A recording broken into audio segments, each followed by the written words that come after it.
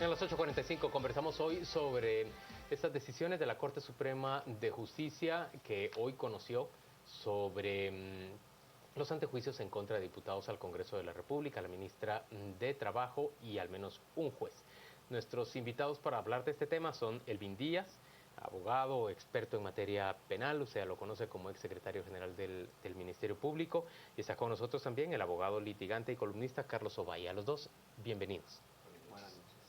Abogados, la primera pregunta es, ¿cómo consideran ustedes esta selectividad de la Corte en decidir qué antejuicios proceden y cuáles no? ¿Es esto una decisión ajustada a derecho? ¿Es esto una decisión política? ¿Es esto una decisión incorrecta? Carlos. Okay. Acá, si vemos la Corte Suprema, lo que hace es dar un trámite a un antejuicio. Dar un trámite administrativo para remitirlo a un juez pesquisidor que ya está nombrado. Entonces es una primera parte del antejuicio. Pero igual, de todas formas, también anteriormente ha rechazado. Sí, si recordamos el caso del diputado Ovalle, en el principio de año lo rechazaron in limine, el Ministerio Público interpuso un amparo y la Corte de Constitucionalidad obligó a que se volviera a conocer y ahí le dieron el trámite. Había mucha expectativa sobre el antejuicio del diputado Valle. Pero hoy no se conoció. No se conoció porque hay un amparo que atrasó el juicio y la jueza Benicia, que es una magistrada, se había excusado primero de conocer, después porque había una enemistad con el abogado del diputado Valle y ahora que está de vacaciones. Entonces llevamos un año justos, creo que fue el 7 de enero.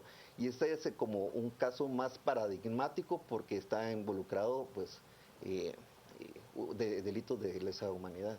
Pero al darse trámite a los antejuicios, por ejemplo, de 5 antiguos integrantes de Junta Directiva del Congreso de la República, ¿eso debemos verlo como un mensaje positivo y correcto de parte de la Corte Suprema o cómo debemos verlo?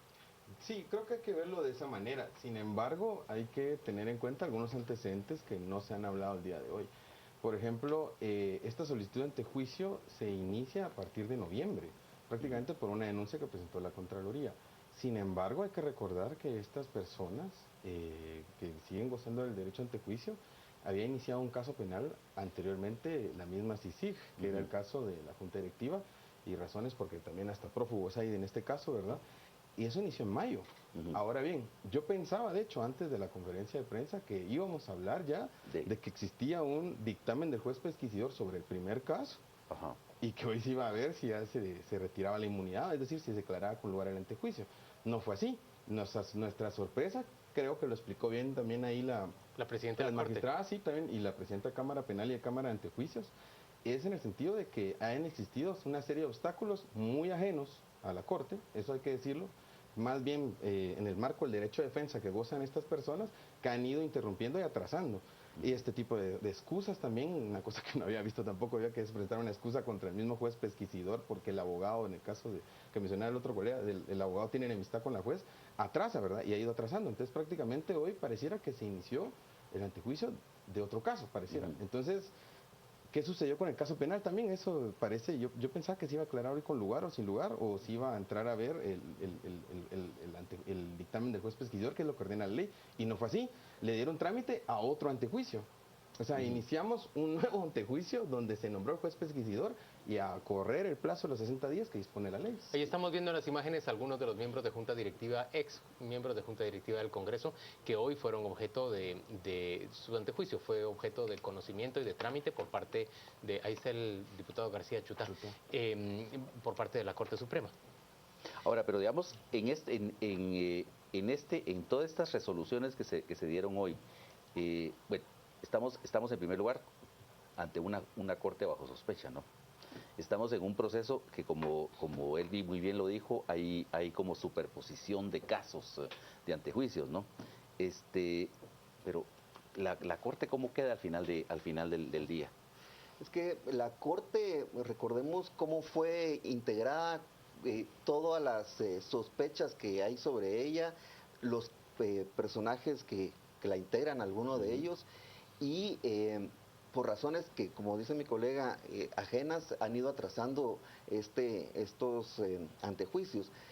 Naturalmente aquí lo que tenemos es que está iniciando un nuevo proceso de juez pesquisidor que se puede llevar otro año, como se está llevando el caso del diputado Valle, y con el agravante que en diciembre se estuvo discutiendo las propuestas de reformas constitucionales sobre el derecho ante juicio que fueron rechazadas por los propios diputados. Entonces, todo eso va entrelazado y que viene a ahondar esta crisis que tenemos. Lo que ustedes nos están diciendo es que en el actual... La actual institución de antejuicio le permite a las personas que ocupan los cargos protegidos con esa institución pues muchos subterfugios o muchos recursos para impedir que le sea levantado el antejuicio, permítanme. Pero en términos concretos es difícil, por esa razón, decir que la Corte está actuando bien o mal, o digamos está cumpliendo con los prejuicios que están planteados respecto de ella, que es favorable, por ejemplo, a la impunidad en los casos de persecución de corrupción, cuando vemos resoluciones como la del día de hoy, porque no podemos ni condenarla ni decir que actúa apropiadamente, Elvin. Claro, lo que pasa es de que yo creo que lo que se pone en la mesa es la figura del antejuicio y yo le voy a sumar otra figura constitucional también, que se utiliza inadecuadamente, y creo que aquí muchos colegas lo hemos discutido en distintos espacios jurídicos, y es el amparo. Porque el mismo caso del diputado Valle, el atraso se ha debido a dos acciones constitucionales de amparo. No solo la primera que comentó el colega, sino la segunda también, ya en el sentido de ya cuando se había designado el juez pesquisidor, y prácticamente, como dijo hoy la magistrada, la presidenta de la Cámara de Antejuicios, hasta el día del lunes, porque también fueron las vacaciones de la jueza, que creo que eso no se discute, hasta el día lunes empieza a conocer realmente si va a haber el informe de la pesquisidora. O sea, no es un tema de si se va a enviar ya a la Corte para declarar sin lugar o no. ¿Y a qué se debe esto? A una serie de obstáculos que la misma institución del antejuicio lo permite. Por eso era importante el tema de reforma constitucional. O sea, no es un tema que, por ejemplo, ahora estoy yo, digamos, de las organizaciones sociales, no es un tema que estemos demandando por gusto, sino es porque este tipo de instituciones ya caducaron. Podríamos pensar sospechas también de la Corte, eso no lo vamos a descartar. Ahora, pero Elvin, digamos, uno de los argumentos que se da para precisamente mantener el derecho de antejuicio es los procesos baladíes que hay, que suelen abundar en la sociedad guatemalteca. Lo vimos por ejemplo, los procesos que le pusieron al propio Juan Luis de parte de la gente de Valdizón, ¿no? Es decir, entonces dentro de eso, ¿cómo podemos encontrar un equilibrio? Yo lo que creo... ¿Nos quedamos con el antejuicio? Claro. No, vamos a ver. Es que no es que quitemos el antejuicio. El antejuicio debe existir para ciertos funcionarios. Okay. Yo estoy de acuerdo. O sea, el sistema penal es utilizado para coacción. Si existe opositores a quienes ostentan el poder, eso es algo que lo hemos vivido todos, digamos. Y en el caso que mencionabas de Juan Luis, yo lo sé directamente, que recibió como hasta 10 denuncias del Partido Libre. Pero el antejuicio yo creo que debe ser regulado en el sentido de que sea una figura, que su procedimiento sea más rápido y sobre todo más claro en el sentido de lo que las autoridades deben conocer o no. Y prácticamente las dos figuras no están bien reguladas, porque si uno lo ve directamente, ¿cuándo es un antejuicio? Cuando el denunciado es parte del organismo ejecutivo. Caso Otto Pérez, que caminó más rápido. ¿Por qué cuando se trata, digamos, de que llegue al Poder Judicial como el órgano competente, conocer, en este caso la Suprema, tiene que existir esta dilación incomprensible prácticamente? Elvin, pero esas reformas tienen que darse en una ley específica de antejuicio o son estrictamente constitucionales. Es estrictamente constitucional. El antejuicio es una figura constitucional. Está regulada por una ley ordinaria, pero sí es una figura constitucional. De hecho, la misma ley quiso en algún momento regular algunos aspectos, ampliar de la Constitución, y hay una inconstitucionalidad en la ley que la Corte de Constitucional en su momento dijo, no, estos son aspectos que se regulan en la Constitución. O sea, esto por eso no era una cuestión ajena en el que estuviera como un aspecto importante en la reforma constitucional. Señores, vamos a hacer una pausa comercial. Estamos conversando en torno a esas resoluciones hoy de la Corte Suprema de Justicia, que ha conocido antejuicios en contra de diputados, la ministra de Trabajo y un juez. Vamos a hablar a partir de ese prejuicio que existe o de esa sospecha que existe sobre la Corte, que muchas personas y muchos actores políticos en Guatemala consideran como proclive a mantener la impunidad en casos de combate a la corrupción. Venimos de la pausa comercial dentro de muy poco.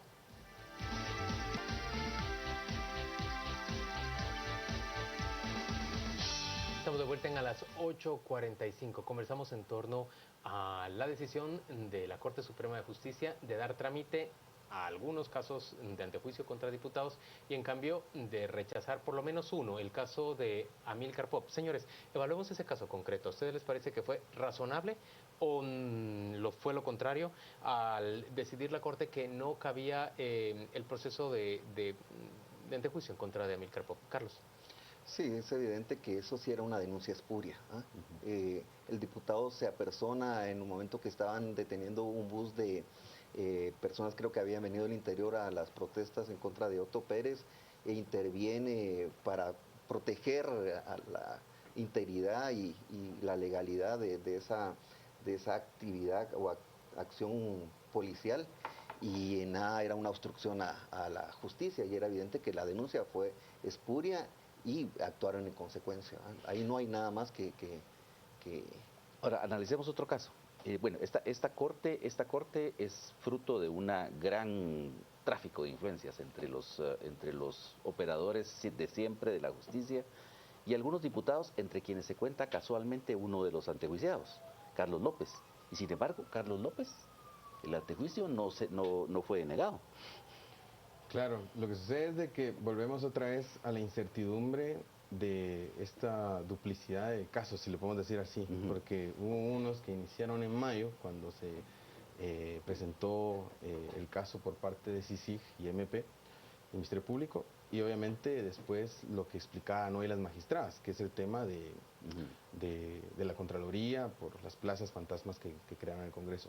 Lo que es claro es que un personaje como él, que ha sido bastante denunciado por organizaciones sociales en los procesos de selección de magistrados, pareciera ahí que entre esa maraña legal, digamos, la situación jurídica de él no se resuelve. Entonces es muy complejo afirmar en el sentido de qué es lo que la Corte quiere en cuanto a este personaje, porque seguramente, como lo dije, debe tener conexiones como se han sido denunciadas en otros procesos y por otras organizaciones, tanto nacionales como internacionales. O sea, no lo podemos tomar ni como una cosa positiva hacia la Corte, ni como nada negativo.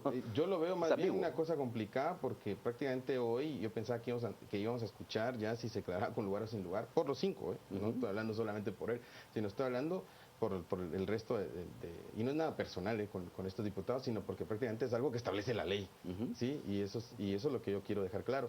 Pero prácticamente lo que fue hoy es que solamente se le dio trámite, y eso pareciera que se ve bien, pero es un trámite pero iniciamos otra vez el procedimiento y tenemos que esperar otros 60 días que dispone la ley. Hay que recalcar que lo que estamos viendo ahora es que la expectativa ciudadana y en los medios de difusión se estaba esperando qué iba a hacer la Corte con todos estos antejuicios, y la gente esperaba que pues se declararan con lugar y que empezara ya una actividad, un proceso legal que permitiera incluso conducir a prisión a los diputados. Así es, y lo que vemos ahora simplemente es pasar el expediente a un juez pesquisidor para que inicie y determine lo que dice la ley, a ver si existe posibilidad de formación de causa. Otro año más, porque ya vemos cómo se está manejando la Pero en concreto, ustedes me dicen, ¿eso no es atribuible en sentido estricto a esta Corte sobre la que hay sospechas, si no es más atribuible a la forma en que está legislada la institución del antejuicio? Por supuesto. Pero también podemos indagar un poco más por qué no han llegado los casos que deben resolverse al Pleno de la Corte de la Corte Suprema de Justicia. Por ejemplo. Todos los demás casos, lo que está hablando aquí mi colega, que aquí hay una superposición de casos, que unos ya tienen juez pesquisidor, otros no tienen, otros se han expulsado, otros... Entonces, la ciudadanía está en una expectativa en el cual siente que no hay una respuesta a estas actividades que se le estaban achacando a Elvin, pero la expectativa en este momento, por ejemplo, es que va a procesarse a una buena cantidad de diputados por la aprobación, entre otras cosas, de préstamos millonarios provenientes, sí, Odebrecht, del caso de Brasil, ¿verdad? Que le robaron un montón de fondos al pueblo guatemalteco. Estamos endeudados para pagar lo que ellos se llevaron, en buena medida. Esa es la expectativa. Esa es la expectativa. Lo que me haces pensar con lo que me decís el día de hoy es que eso está amarrado a la cola de un venado, porque se puede poner ante juicio en contra de ellos, meter el proceso. Y ahí se queda per No, se. y lo 3 más años. complejo también, y yo insisto, perdón, y eso es algo que no tenía la propuesta de reforma constitucional, hay que ver el tema del amparo, porque está esta resolución, van a ver probablemente que los defensores van a plantear una acción de amparo y esto entorpece otra vez o dilata prácticamente el inicio del trabajo que tiene que hacer el juez pesquisidor. O sea, ahorita el expediente va al juez pesquisidor para que inicie la investigación administrativa, si se le puede decir de alguna forma, para generar causa o no. El gran problema es que esta resolución está sujeta también a acciones constitucionales como amparo. O sea, todo el sistema prácticamente, todo este sistema jurídico ya está en cuestión, ya prácticamente es muy cuestionable su funcionamiento. Ahora, pero ¿cómo hacemos entonces para evitar toda esa dilación, todo ese estiramiento larguísimo de procesos judiciales sin quitarle a la gente el derecho de defenderse? Porque, bueno, porque digamos aquí tenemos que justicia que se tarda en llegar no es justicia, ¿no?